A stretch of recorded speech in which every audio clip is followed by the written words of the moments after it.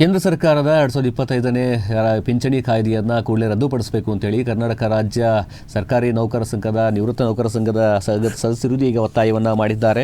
ಕೇಂದ್ರ ಸರ್ಕಾರದ 2025ರ ಪಿಂಚಣಿ ಕಾಯ್ದೆ ರದ್ದುಪಡಿಸಬೇಕು ಅಂತೇಳಿ ಆಗ್ರಹವನ್ನು ಮಾಡಿರತಕ್ಕಂಥದ್ದು.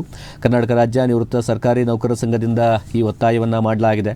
ತುಮಕೂರು ಜಿಲ್ಲಾಧಿಕಾರಿ ಕಚೇರಿ ಎದುರು ನಿವೃತ್ತ ನೌಕರರು ಪ್ರತಿಭಟನೆಯನ್ನು ಮಾಡಿರತಕ್ಕಂತಹದ್ದು.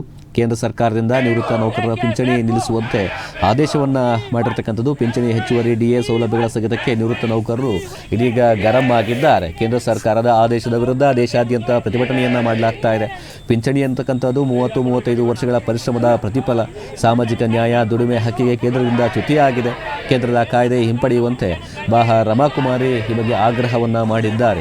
ಹಿರಿಯ ನಾಗರಿಕರು ನಿವೃತ್ತ ಪಿಂಚಣಿ ಸೌಲಭ್ಯಕ್ಕಾಗಿ ಅವಲಂಬಿತರಾಗಿದ್ದಾರೆ. ಇಂದು ಮೊದಲ ಹಂತವಾಗಿ ಕಪ್ಪು ಪಟ್ಟಿ ಧರಿಸಿ ಪ್ರತಿಭಟನೆ ನಡೆಸಿದ್ದೇವೆ. ಕೇಂದ್ರ ಕೂಡಲೇ ಎಚ್ಚೆತ್ತುಕೊಳ್ಳದೇ ಇದ್ದರೆ ನಿವೃತ್ತ ನೌಕರರು ಮುಂದಿನ ದಿನಗಳಲ್ಲಿ ಮತ್ತಷ್ಟು ಉಗ್ರ ಸ್ವರೂಪದ ಹೋರಾಟವನ್ನು ಮಾಡಬೇಕಾಗುತ್ತೆ ಅಂತೇಳಿ ಆಗ್ರಹವನ್ನು ಮಾಡಿದ್ದಾರೆ. ಸರ್ಕಾರದ ವಿರುದ್ಧವಾಗಿ ಆಕ್ರೋಶವನ್ನು ಹೊರಹಾಕಿದ್ದಾರೆ. ಇದು ಕೇಂದ್ರ ಸರ್ಕಾರದವರು ಒಂದು ಪೆನ್ಷನ್ ಇದ್ರ ಬಗ್ಗೆ ಆದೇಶ ಮಾಡಿದ್ದಾರೆ. ಅದು ವ್ಯಾಲಿಡಿಟಿ ಆ್ಯಕ್ಟ್ ಅಂತ, ಅದು ಊರ್ಜಿತ ಕಾಯ್ದೆ ಅಂತ. ಅಂದರೆ ಪೆನ್ಷನ್ನ ಊರ್ಜಿತತೆನ ಇದು ಮಾಡ್ತಾಯಿದ್ದಾರೆ, ಕಟ್ ಮಾಡ್ತಾಯಿದ್ದಾರೆ. ಒಂದು ಪೆನ್ಷನ್ ಏನು ಕೊಡ್ತಾರೆ, ರಿಟೈರ್ಡ್ ಆದಾಗ ಫಿಕ್ಸ್ ಆಗುತ್ತಲ್ಲ ಅಷ್ಟೇ. ಅದನ್ನು ಹೆಚ್ಚುವರಿ ಮಾಡೋದಾಗಲಿ, ಡಿ ಎ ಕೊಡ್ತಾರಲ್ಲ, ವರ್ಷಕ್ಕೆ 2 ಸಲ ಡಿ ಎ ಕೊಡ್ತಾರೆ, ಅದನ್ನೆಲ್ಲ ಕೊಡಲ್ಲ ಅಂತ ಅದೇ ಇದು ಮಾಡ್ತಾಯಿದ್ದಾರೆ. ಅದ್ರ ವಿರೋಧಿಸಿ ಭಾರತ ದೇಶಾದ್ಯಂತ ಪ್ರತಿಭಟನೆ ಮಾಡ್ತಾಯಿದ್ವಿ. ಯಾಕೆ ಅಂತಂದರೆ ಅದು ಪೆನ್ಷನ್ ಅನ್ನೋಂಥದ್ದು ನಾವು ಅಷ್ಟು 35-40 ವರ್ಷದ ತನಕ ದುಡಿಮೆ ಮಾಡಿ ಇದು ಮಾಡ್ಕೊಂಡಿರೋವಂಥ ಅದು ಹಕ್ಕು ನಮ್ಮದು ಅಂತ. ಆ ಹಕ್ಕಿಗೆ ಚ್ಯುತಿ ಬರ್ತಾಯಿದೆ. ಸಾಮಾಜಿಕ ನ್ಯಾಯ ಮತ್ತು ಇದು ನಮ್ಮ ದುಡಿಮೆಗೆ ನ್ಯಾಯನೂ ಸಿಕ್ಕಿಲ್ಲ ಅನ್ನೋ ಒಂದು ಕಾರಣಕ್ಕೆ ಈ ಥರದ್ದು ಪ್ರತಿಭಟನೆ ಮಾಡ್ತಾಯಿದ್ದೀವಿ. ಇದು ಈ ಥರದ್ದೇನಾದ್ರು ಆದ್ರಂದರೆ ಹಿರಿಯ ನಾಗರಿಕರು, ನಿವೃತ್ತರು, ಆಮೇಲೆ ಸಿಂಗಲ್ ಇರ್ತಾರೆ, ಜೀವನ ಇದನ್ನೇ ಆಧರಿಸ್ಕೊಂಡು ಜೀವನ ಮಾಡ್ತಿರ್ತಾರೆ, ಅವ್ರಿಗೆಲ್ಲ ಅವರು ನಿರ್ಗತಿಕರಾಗ್ತಾರೆ, ಇಲ್ಲ ಸತ್ತೋಗ್ಬಿಡಬೇಕು. ಆ ಥರದ್ದೊಂದು ಪರಿಸ್ಥಿತಿ ಉಂಟಾಗುತ್ತೆ. ಇದರ ತೀವ್ರತೆಯನ್ನು ಗಮನಿಸಿ ರಾಷ್ಟ್ರಾದ್ಯಂತ ಎಲ್ಲ ರಾಜ್ಯಗಳಲ್ಲೂ ಕೂಡ ಒಂದು ಸಂಘಟಿತಗೊಂಡು ದೊಡ್ಡ ಪ್ರಮಾಣದಲ್ಲಿ ಸ್ಟ್ರೈಕ್ ಎಲ್ಲ ಮಾಡ್ತಾಯಿದ್ದಾರೆ. ಆದರೆ ಇದು ಮೊಟ್ಟ ಮೊದಲನೇ ಹಂತವಾಗಿ ಕಪ್ಪು ಪಟ್ಟಿ ಧರಿಸಿ ಇದು ಪ್ರತಿಭಟನೆ, ಸಾಂಕೇತಿಕ ಪ್ರತಿಭಟನೆ ಮಾಡ್ತಾಯಿದ್ದೀವಿ.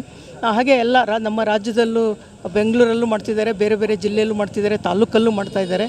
ಎಲ್ಲನೂ ಈ ಥರದ್ದು ಮಾಡ್ತೀವಿ. ಆಮೇಲೆ ನಂತರದಲ್ಲಿ ಅದು ಕ್ಯಾನ್ಸಲ್ ಆಗದೇ ಇದ್ದರೆ ಇನ್ನೂ ತೀವ್ರವಾದ ಪ್ರತಿಭಟನೆಯನ್ನು ಮಾಡ್ತೀವಿ. ಒಟ್ಟು ಇದು ನಮ್ಮ ಪೆನ್ಷನರ್ಸ್ನ ಬೀದಿಗೆ ತಳ್ಳೋವಂಥ ಕಾನೂನಿದು, ಅದು ಬೇಡ, ಅದು ರದ್ದಾಗಬೇಕು, ಅದನ್ನು ವಾಪಸ್. ಇವತ್ತು ಒಂದು ಕರಾಳ ದಿನ. ಯಾಕೆ ಅಂತಂದರೆ ದಿನಾಂಕ 25/3/2025 ನಮ್ಮ ಕೇಂದ್ರ ಸರ್ಕಾರದ ಅರ್ಥ ಸಚಿವರಾದ ಶ್ರೀಮತಿ ನಿರ್ಮಲಾ ಸೀತಾರಾಮನ್ ಅವರು ಲೋಕಸಭೆಯಲ್ಲಿ ಈ ಒಂದು ಫೈನಾನ್ಸ್ ಬಿಲ್ ಮಂಡಿಸಿದ್ದಾರೆ. ಈ ಮಂಡಿಸಿದ ಪ್ರಕಾರ ಇನ್ನು ನಿವೃತ್ತರಿಗೆ ಪೇ ರಿವೈಸ್ ಆದಾಗ ಪರಿಷ್ಕರಣೆ ಮಾಡೋ ಹಾಗಿಲ್ಲ. ಮತ್ತು ಎರಡನೇದಾಗಿ ಇನ್ನು 1/1/2026ರಿಂದ ಡಿ ಎಯನ್ನು ಕೊಡೋ ಹಾಗಿಲ್ಲ, ಮತ್ತು ಯಾವುದೇ ಒಂದು ಭತ್ಯೆಯನ್ನು ಕೊಡೋ ಹಾಗಿಲ್ಲ ಅಂತ ಹೇಳಿಬಿಟ್ಟು ಒಂದು ಪ್ರೊಸೀಡಿಂಗ್ಸ್ ಮಾಡಿದ್ದಾರೆ ಇದೇ ಲೋಕಸಭೆಯಲ್ಲಿ. ಅದರ ವಿರುದ್ಧ ಇಲ್ಲಿಗೆ 1 ವರ್ಷ ಆಯಿತು. ಆದರೆ ಇದ್ರ ಬಗ್ಗೆ ಕೇಂದ್ರ ಸರ್ಕಾರವಾಗಲಿ ರಾಜ್ಯ ಸರ್ಕಾರವಾಗಲಿ ಯಾವುದೇ ನಿಲುವನ್ನು ನಮ್ಮ ನಿವೃತ್ತ ನೌಕರರ ಬಗ್ಗೆ ತೆಗೆದುಕೊಂಡಿಲ್ಲ. ಜೊತೆಗೆ ಈ ಒಂದು ನಿವೃತ್ತರದು ನಡೀತಾ ಇರ್ತಕ್ಕಂಥ ಕೇವಲ ಕೇಂದ್ರ ಸರ್ಕಾರ ಮತ್ತು ಸರ್ಕಾರಿ ನೌಕರರು ಎರಡೂ ಸಹ ಸೇರುತ್ತೆ. ಅಂದರೆ ಇದಕ್ಕೋಸ್ಕರ ಒಂದು ಅಖಿಲ ಭಾರತ ಫೆಡರೇಷನ್ ಅಂತ ಹೇಳ್ಬಿಟ್ಟು ಮಾಡ್ಕೊಂಡು, ಒಕ್ಕೂಟ ಅಂತ ಹೇಳ್ಬಿಟ್ಟು ಮಾಡ್ಕೊಂಡಿವಿ. ಅದರ ವಿರುದ್ಧ ಈಗಾಗಲೇ ಜಂತರ್ ಮಂತರ್ನಲ್ಲಿ ದೆಹಲಿಯಲ್ಲೆಲ್ಲ ಈಗಾಗಲೇ ಒಂದು ಉಪವಾಸವನ್ನು ಸಹ ನಮ್ಮ ಇದು ಮಾಡಿದ್ದಾರೆ. ಈಗಾಗಲೇ 23 ಜಿಲ್ಲೆ ರಾಜ್ಯಗಳು ಸಹ ಸೇರಿಬಿಟ್ಟು ಇದು ಮಾಡಿದ್ದಾರೆ. ಒಂದು ಏನಪ್ಪ ಅಂತಂದರೆ, ಅದಕ್ಕಿಂತ ಮುಂಚಿತವಾಗಿ ಈ ಒಂದು ನಮ್ಮ ಹಿಂದೆ ನಕ್ರಾನ್ನವರು 1972ರಲ್ಲಿ ಒಂದು ಪಿಂಚಣಿಯನ್ನು ನಿಲ್ಲಿಸಬೇಕು ಅಂತ ಹೇಳಿಬಿಟ್ಟು ಒಂದು ಕಾಯ್ದೆ ತಂದಾಗ, ಭಟ್ಟಾಚಾರ್ಯ ಇದ್ದಾಗ ಒಂದು ರಿಪೋರ್ಟ್ ಕೊಟ್ಟಿದ್ದರು. ಅವರೊಂದು ಕಾಯ್ದೆ ತಂದಾಗ ಅದರ ವಿರುದ್ಧ 72ರಲ್ಲಿ ನಮ್ಮ ನಕ್ರಾನ್ನವರು ಹೋರಾಟ ಮಾಡಿ 10 ವರ್ಷಗಳ ಹೋರಾಟ ಮಾಡಿದ್ದರ ಫಲವಾಗಿ ದಿನಾಂಕ 17/12/1982ರಲ್ಲಿ ಒಂದು ಆದೇಶ ಆಗುತ್ತೆ.